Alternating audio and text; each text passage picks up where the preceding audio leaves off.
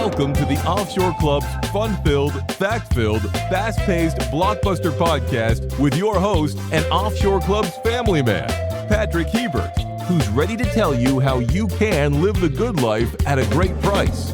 And now, here's your friend, your expert, and your guide, Patrick Hiebert.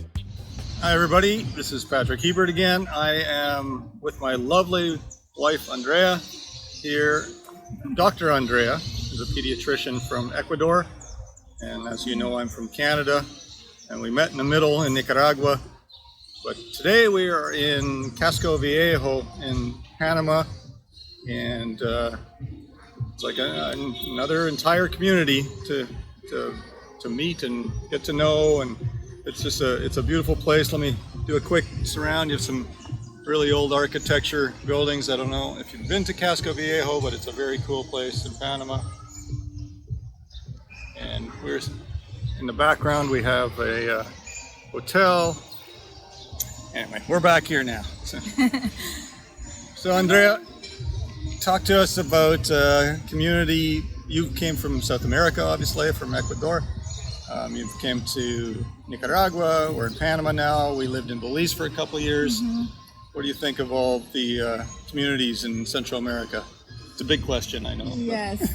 What do you think about meeting people here? And if you take, as people know, we live in Gran Pacifica in Nicaragua. And what's it like to move from the big city to somewhere a little bit more remote in Nicaragua? Well, but first, hello everybody.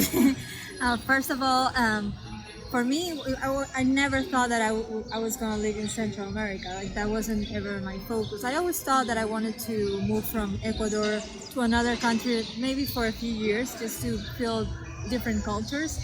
But then I met you, and I went to Nicaragua, and it was really a nice surprise because it turned out to be a wonderful country. I thought that I was going to be, homesick. But finally, it became my second home. I'm very family oriented, so it was nice to go to Gran Pacifica and meet all the people that live there, the residents, and they became our friends and practically our second family. Like, I never feel alone when I'm there. You have to work many times and have to travel, and sometimes I can stay alone there and I feel completely safe. And well, we also, after going to Nicaragua, then we went to Belize, and now we're here.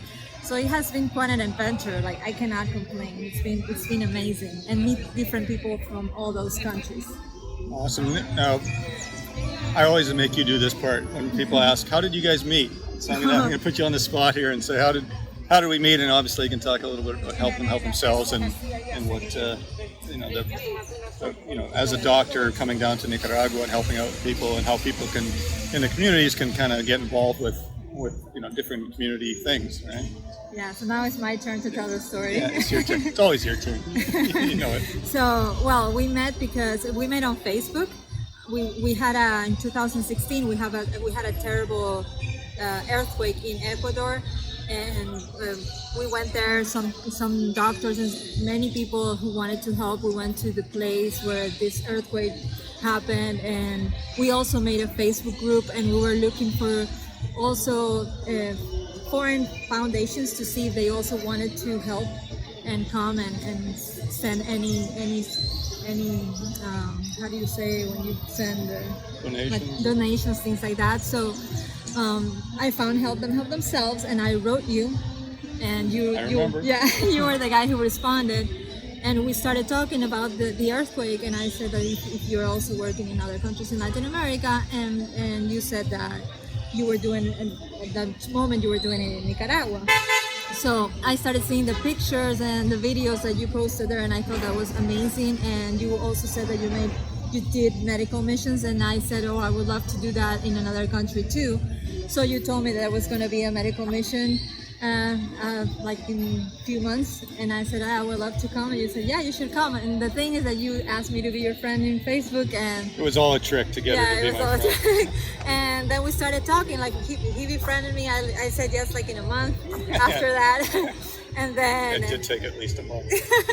And then we started talking, and our talks would be like for till 3 in the morning, right? Like, so it was like every single day, and finally you came to see me, and then I came to see you, and here we are now in Panama together. So now we never have to repeat the story again. It's officially recorded. Yeah, we can show the recording to people. So just watch this.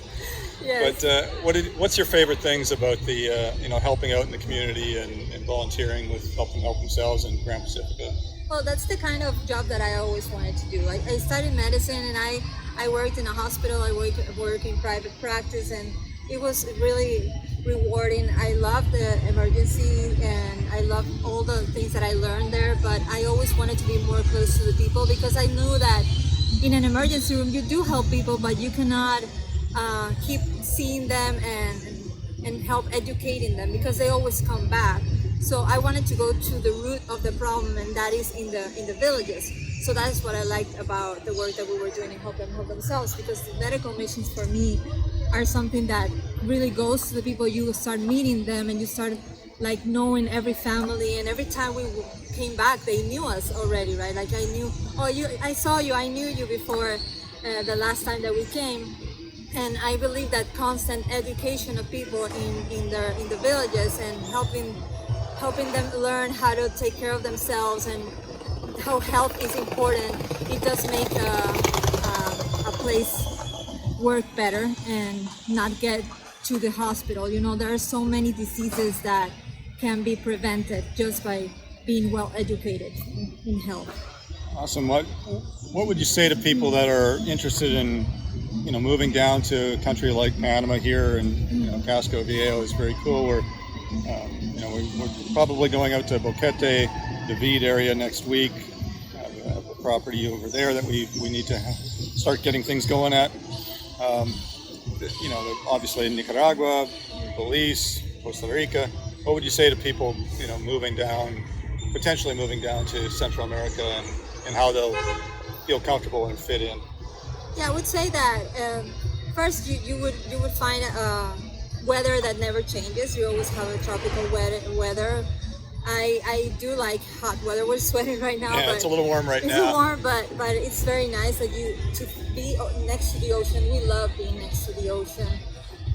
People in Latin America are mostly friendly, very helpful. They love to help each other, because, as I say, I'm family oriented, but that is like most people in Latin America, very family oriented.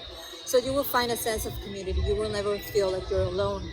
You also have to have an open mind, because not everything works perfectly. We like things more slow paced, and I know in North America, in the first world countries, things have to be like really fast and work more perfectly than we have it in Latin America. But if you have an open mind and you want to experience something completely different and have a nice place with a nice weather and happy people, I think that you're really gonna like Latin America.